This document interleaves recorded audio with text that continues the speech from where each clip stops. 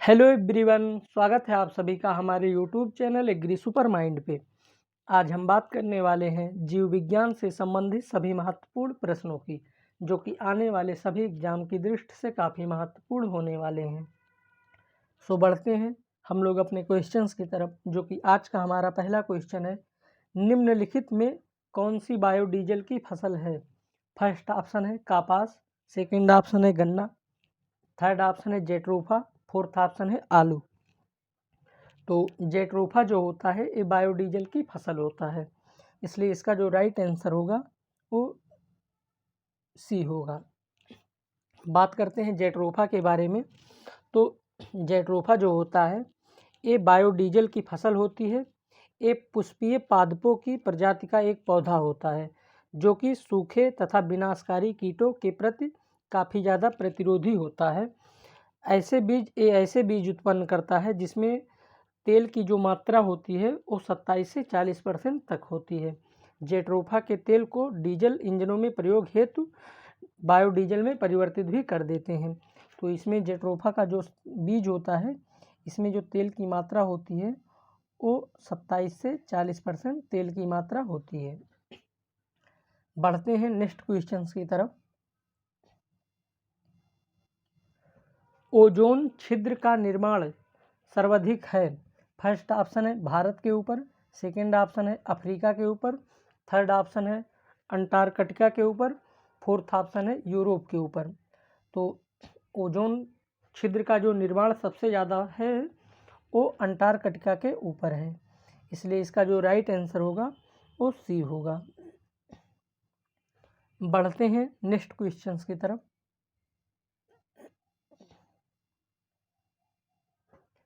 सबसे लंबा जीवित वृक्ष है? फर्स्ट ऑप्शन है यूकेलिप्टस, सेकंड ऑप्शन है सिकोया, थर्ड ऑप्शन है देवदार, फोर्थ ऑप्शन है इनमें से कोई नहीं।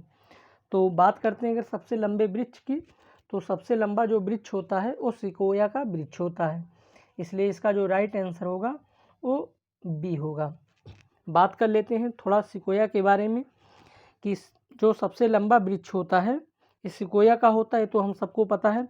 यह संयुक्त राज्य अमेरिका के उत्तरी कैलिफोर्निया में पाया जाता है। कि कहाँ पे पाया जाता है? संयुक्त राज्य अमेरिका के उत्तरी कैलिफोर्निया में पाया जाता है। इसकी जो लंबाई की अगर बात करें तो इसकी लंबाई जो होती है वो लगभग 379 फीट होती है।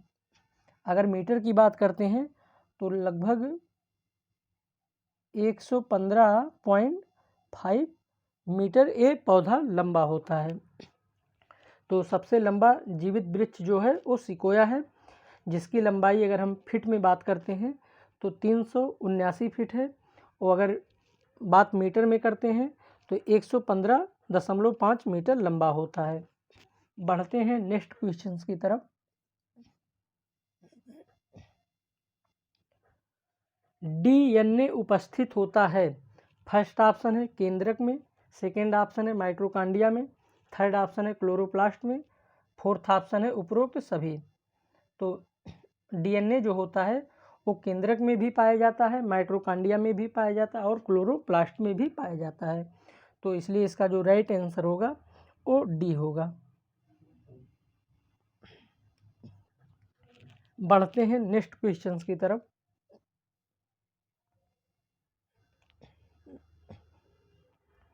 राइबोसोम का संश्लेषण किसमें होता है? फर्स्ट ऑप्शन है केंद्रक में, सेकेंड ऑप्शन है केंद्रिका में, थर्ड ऑप्शन है कोशिका द्रव्य में, फोर्थ ऑप्शन है उपरोक्त सभी में। तो राइबोसोम का जो संश्लेषण होता है वो केंद्रिका में होता है, इसलिए इसका जो राइट आंसर होगा वो बी होगा। बढ़ते हैं नेक्स्ट क्वेश्चन की तरफ। जल में घुलनशील विटामिन है? फर्स्ट ऑप्शन है ए व बी, सेकेंड ऑप्शन है बी व सी, थर्ड ऑप्शन है विटामिन के, विटामिन ई, विटामिन डी और विटामिन ए, और फोर्थ ऑप्शन है इनमें से कोई नहीं। तो जल में जो घुलनशील विटामिन है वो बी और सी हैं, इसलिए इसका जो राइट आंसर होगा वो बी होगा। अगर यहाँ पे बात करते हैं वसा में घुलनशील विटामिन, तो वसा में जो घुलनशील विटामिन होते हैं, ए होते हैं कीड़ा, इसको हम लोग ट्रिक के रूप में कीड़ा याद कर सकते हैं, कीड़ा। यानी विटामिन के जो होता है, विटामिन ई, विटामिन डी और विटामिन ए जो होते हैं, ये बसा में घुलनशील विटामिन होते हैं। तो यहाँ पे बात हो रही थी कि जल में घुलनशील विटामिन है, तो जल में जो घुलनशील विटामिन होते हैं वो विटामिन बी और विटामिन सी जल में घुलनशील विटामिन होते हैं। बढ़ते हैं नेक्स्ट क्वेश्चंस की तरफ।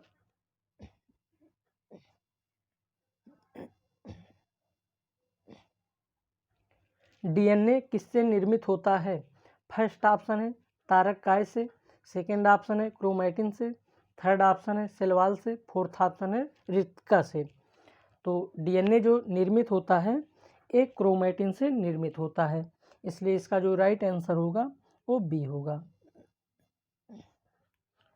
बढ़ते हैं नेक्स्ट क्वेश्चंस की तरफ।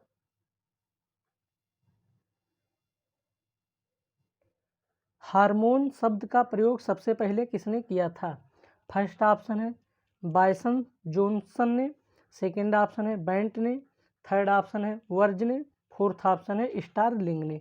तो हार्मोन शब्द का जो सबसे पहले प्रयोग किया था वो स्टारलिंग ने सबसे पहले हार्मोन शब्द का प्रयोग किया था, इसलिए इसका जो राइट आंसर होगा वो डी होगा। बढ़ते हैं नेक्स्ट क्वेश्चंस की तरफ।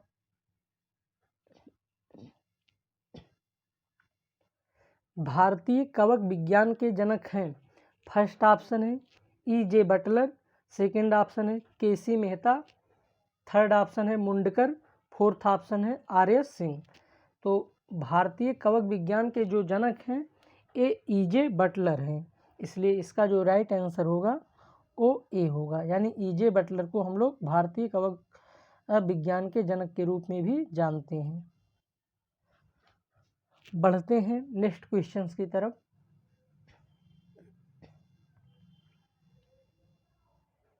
भारतवर्ष का प्रथम राष्ट्रीय उद्यान है? फर्स्ट ऑप्शन है नंदा देवी राष्ट्रीय उद्यान, सेकेंड ऑप्शन है जिम कॉर्बेट राष्ट्रीय उद्यान, थर्ड ऑप्शन है राजाजी राष्ट्रीय उद्यान, फोर्थ ऑप्शन है कान्हा राष्ट्रीय उद्यान। तो यहाँ पे भारतवर्ष का जो प्रथम राष्ट्रीय उद्यान है वो जिम कॉर्बेट राष्ट्रीय उद्यान है, इसलिए इसका जो राइट आंसर होगा वो बी होगा। बात करते हैं जिम कॉर्बेट राष्ट्रीय उद्यान के बारे में। तो भारत में वर्ष 1936 में, कब की बात है? भारत में 1936 में उत्तराखंड में पहली बार राष्ट्रीय उद्यान की स्थापना की गई थी। कहाँ पे? 1936 में भारत में पहली बार उत्तराखंड में राष्ट्रीय उद्यान की स्थापना की गई थी, जिसका नाम क्या था? हैली, जिसका नाम हैली था, हैली नेशनल पार्क था। इसे वर्तमान में बदलकर जिम कॉर्बेट राष्ट्रीय उद्यान के नाम से भी रख दिया गया। तो इसका जो पुराना नाम था वो हैली नेशनल पार्क था, इसको प्रेजेंट टाइम में जो इसका नाम है वो जिम कॉर्बेट राष्ट्रीय उद्यान के नाम से इसको जाना जाता है। तो भारतवर्ष का प्रथम राष्ट्रीय उद्यान जो है वो जिम कॉर्बेट उद्यान है। बढ़ते हैं नेक्स्ट क्वेश्चंस की तरफ। मानव शरीर के किस अंग को रासायनिक कारखाना कहा जाता है?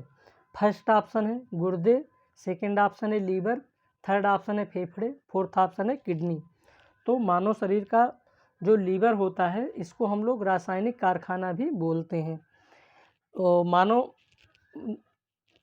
लीवर जो होता है ये मानव शरीर का सबसे बड़ा ग्रंथ भी होता है। तो यहाँ पे बात की जा रही रासायनिक कारखाने की, तो रासायनिक कारखाना जो मानव शरीर का होता है वो लीवर होता है, इसलिए इसका जो राइट आंसर होगा वो बी होगा। इसको मानव शरीर की सबसे बड़ी ग्रंथ भी बोली जाती है। बढ़ते हैं नेक्स्ट क्वेश्चंस की तरफ। निम्न में कौन मानव त्वचा को रंग प्रदान करता है? फर्स्ट ऑप्शन है कैरोटीन, सेकेंड ऑप्शन है हेमोग्लोबिन, थर्ड ऑप्शन है मेलानिन, फोर्थ ऑप्शन है इनमें से कोई नहीं। तो मानव की जो त्वचा होता है चाहे वो काला हो या सांवला हो, जो भी कलर होता है वो कौन प्रोवाइड करता है? वो मेलानिन जो होता है पिगमेंट या वर्णक, ये मानव की त्वचा को रंग प्रदान करने का काम करता है। इसलिए इसका जो राइट आंसर होगा वो सी होगा। बढ़ते हैं नेक्स्ट क्वेश्चंस की तरफ।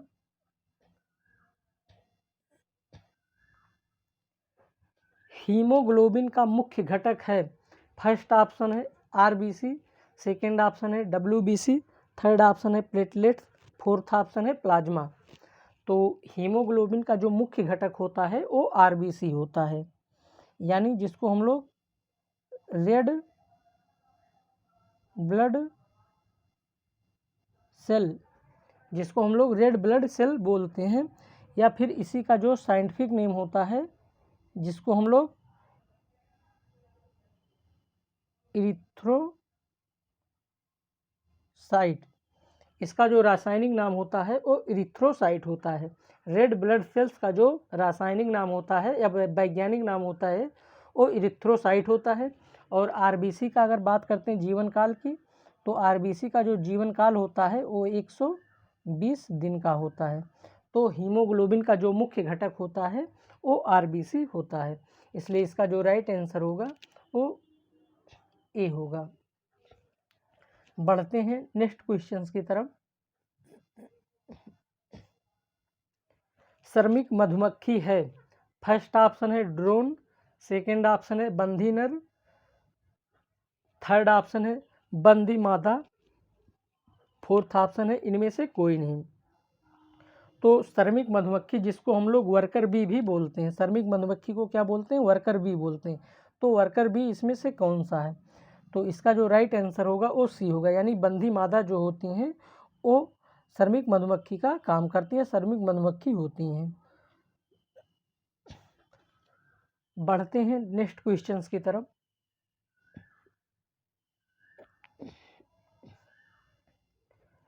विश्व में पहली टीबी कपास, सॉरी विश्व में पहली, यहाँ पे बीटी होनी चाहिए,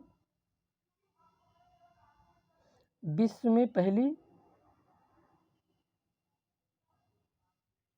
बीटी कपास कब आई? फर्स्ट ऑप्शन है 1990, सेकेंड ऑप्शन है 1994, थर्ड ऑप्शन है 1996, फोर्थ ऑप्शन है 2000। तो विश्व में जो पहली बीटी काटन कपास आई वो 1996 में आई। इसलिए इसका जो राइट आंसर होगा वो सी होगा।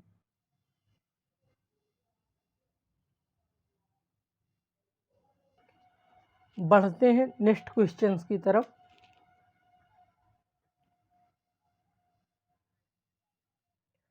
वह राज्य जो कच्चे रेशम उत्पादन में प्रथम है।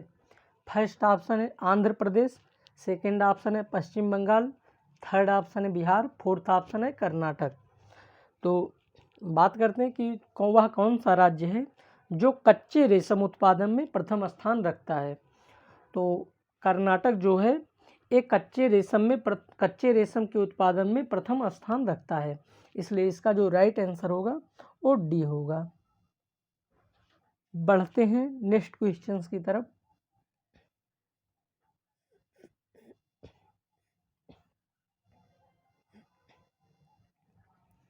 विश्व में किस ट्रांसजेनिक फसल का विस्तार सबसे अधिक है? फर्स्ट ऑप्शन है सोयाबीन, सेकेंड ऑप्शन है मक्का, थर्ड ऑप्शन है कपास, फोर्थ ऑप्शन है सरसों। तो विश्व की बात हो रही है यहाँ पे। तो विश्व में जो सबसे ज़्यादा ट्रांसजेनिक फसल का विस्तार, यानी सबसे ज़्यादा अगर ट्रांसजेनिक फसलों की हम लोग बात करते हैं तो वो सोयाबीन होता है। इसलिए इसका जो राइट आंसर होगा वो ए होगा। बढ़ते हैं नेक्स्ट क्वेश्चंस की तरफ।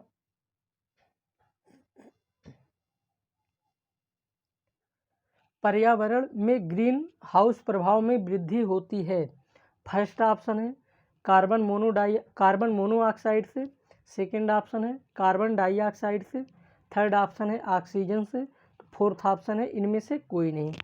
तो पर्यावरण में जो ग्रीन हाउस प्रभाव में वृद्धि हो रही है वो किसके कारण हो रही है? तो इसका जो राइट आंसर होगा वो बी होगा, यानी कार्बन डाइऑक्साइड। बढ़ते हैं नेक्स्ट क्वेश्चंस की तरफ।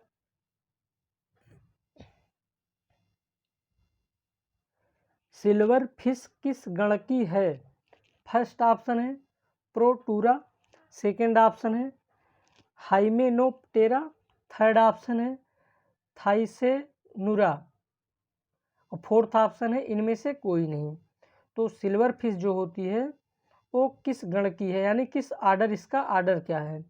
तो इसका आर्डर जो है वो थाइसेनुरा है। इसका जो आर्डर है वो थाइसेनुरा है, इसलिए इसका जो राइट आंसर होगा वो सी होगा। बढ़ते हैं हम लोग अपने आखिरी क्वेश्चंस की तरफ।